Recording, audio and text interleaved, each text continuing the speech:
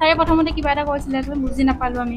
ছাৰে কৈছে এইটো কৈছে ছেক্স বাঢ়িলে হয়, কৈছে এয়া তোমাৰ কৈছে হৈছে হাতখন দিব বুকুৱে চুকুৱে বহুত তাৰপিছত হাতখন অতলিলে চাই আকৌ বায়ে পুতি দিয়ে আৰু মোৰ হাতখন ল'ব নিজৰ কঁকাল তললৈ লৈ যায় হাতখন।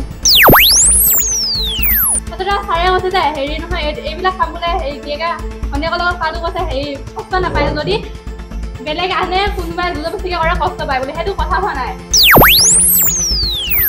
এবছৰ আগত মানে মোৰ এটা বেমাৰ হৈছিলে, বেমাৰটোত মানে মোৰ বুকুত মানে জাম হৈছিলে, কাৰণ বুকুত মানে জাম হ'লেকে মূৰ চুৰ ঘূৰাই যায়। ছাৰক কৈছিলে ছাৰ মূৰ ঘূৰাইছে, ছাৰে তাৰপিছত কৈছে কি এইটো কিহৰ কাৰণে হয় জানানে? ছাৰে কৈছে ছাৰক কৈছোঁ কিহৰ কাৰণে? ছাৰে প্ৰথমতে কিবা এটা কৈছিলে বুজি নাপালোঁ আমি। ছাৰে কৈছে এইটো কৈছে ছেক্স বাঢ়িলে হয়, কৈছে এয়া তোমাৰ কৈছে হৈছে। তাৰপিছতে মই বোলো ছাৰ এনেকুৱা নহ'ব পাৰে, মোৰতো তেনেকুৱা ফিল হোৱা নাই ন। ছাৰে কৈছে হয়, কৈছে মোৰ ভাগিনটো হৈছিল তেনেকুৱা, তাক কৈছে হস্পিটেলত নিছিলে, তাৰপিছত ভাল হ'ল তাৰ। তাৰপিছত গাঁৱৰ ছোৱালী এজনী হৈছিলে, তেনেকে যেতিয়া হস্পিটেলত নিছিলে তেনেকে কোৱাৰ কাৰণে তাইক বিয়া দি দিলে, বিয়া দি দিওঁতে ভাল হৈ গ'ল। মোৰ লগত মোৰ লগৰজনী আছিলে, তাৰপিছত ছাৰক মানে কেনেকৈ ক'ব, ছাৰ আপুনি এনেকে কথা কৈছে। ছাৰে কৈছে তোমালোকৰ ভালৰ কাৰণে কৈছোঁ, কৈছে আজিকালি দিনকালৰ গতি ভাল নহয়। ছাৰে কৈছে তোমালোকে কাৰোবাক ভাল পোৱা নেকি? মই ছাৰ কৈছোঁ ছাৰ এইবিলাক আমি এতিয়া ভাল চাল নাপাওঁ আকৌ। ছাৰে কৈছে নাপাবা কাকো। তাৰপিছতে ছাৰে মাতিছিলে এক্সট্ৰা ৰুমত, কিন্তু আমি নগ'লো। বেয়া ব্যৱহাৰ বা এনেকৈ টাচ কিবা এনেকৈ কৰিছিলে? মোক টাচ কৰা নাই, মোৰ লগৰ কেইজনী কৰিছে। তুমি নিজে দেখিছিলা নে নিজে কৈছিলে? মই দেখিছোঁ, মোৰ লগৰ প্ৰকৃতৰা বুলি কয় মানে, তাইক এনে টাচ কৰিছিলে। হেডছা আমাৰ ঘৰলৈ যায়, ময়ো হেডছাক নামাতো, ছাৰ নিজে আমাৰ ঘৰলৈ যায়। গৈ পেলাই আৰু ছাৰক আমি বহিব কৰিব দিওঁ। ছাৰে একদম ওচৰত মাতে, আমি নাযাওঁ বুলিয়ে কওঁ ছাৰৰ ওচৰত, একদম ওচৰলৈ মাতি লৈ আহে, একদম ওচৰলৈ মাতি ল'ব।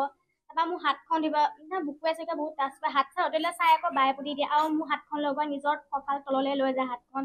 অতুৱাই কৈ দিওঁতেও হেডছাৰে তাৰমানে পুৰা কৰে আৰু মোৰ গাঁৱৰ বাকেইজনীকো কৰে, বহুত মানে বেয়া বেয়িকে কৰে আৰু ৰুমলৈ গ'লে একদম হাত চাত চুই থাকিব, একদম বহুত কৰে। তোমালোকৰ ঘৰত যে যায় কিহৰ কাৰণে যায় আচলতে? নাজানো ছাৰ, এনে মোৰ বাৰ মেট্ৰিক হৈ আছিল, তেতিয়া গৈছিল। বাৰ লগত কথা পাতে, মোৰ লগত তেওঁতো ইমান নাছিলে। তেতিয়া বাৰ লগতো ইমান কথা নাপাতে, মানে মোৰ লগত বেছি কথা পাতে আৰু মানে হাত চাত চুই থাকে, বুকু চুকু চুই থাকে। মই হাত চাত কটোৱাই দিওঁ, তেওঁ চাই চুইয়ে থাকে একদম। কিমান দিনৰ ঘটনা? হ'ল ছাৰ বহুত দিনে হৈছে আৰু ক্লাছৰুমত সেনেকা নকয় আমাক, কিন্তু এনে এক্সট্ৰাকে তেওঁৰ ৰুমত মাতি লৈ যায়, গ'লে হাত চাত চুই থাকে, বহুত তাৰমানে কৰি থাকে আৰু আমি এইটো সহ্য কৰিব পৰা নাই, যিহেতুকে মোক এটা বহুত বেয়া শব্দ কৰিছে। আমি মানে যেতিয়া ৰেপ চেপ কথা কৈ আছিলো, মানে ৰেপৰ কথা মানে আমি নাটক এখন কৰি লিখিছিলো হয়। তাৰপিছতে ছাৰৰ ওচৰত গৈছো, ছাৰে মানে আমাক চাপৰ্টো কৰিছিলে। তেতিয়া মানে চাপৰ্ট কৰিলে, ছাৰে কৈছে যে কৈছে তোমালোকৰ কথাটো ভালকে ভাবিছা। তাৰপিছতে মেমহঁতকো ক'লে এইটো ভাল কথাই কৈছে। তাৰপিছতে ছাৰে আমাক এক্সট্ৰাকে মাতিকে কি কৈছে নহয় কথা এটা বেয়া পাবা নেকি? ছাৰ কওকচোন বোলো কি কথা।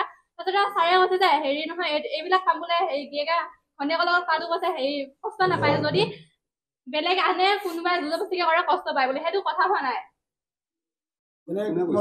হেড ছাৰে কৈছে আমাক তোমালোকৰ বিশেষ স্থানত হাত দিয়া বুলি কৈছে। ঠিক আছে, আমি যেতিয়া হাত ছাৰৰ ওচৰত যাওঁ, হেড ছাৰে এনেকে টাচ কৰে বা বুকত টাচ কৰে, পেটত টাচ কৰে, সেইটো আমি বেয়া পাওঁ ন। সেইবিলাক মানে নহয় আৰু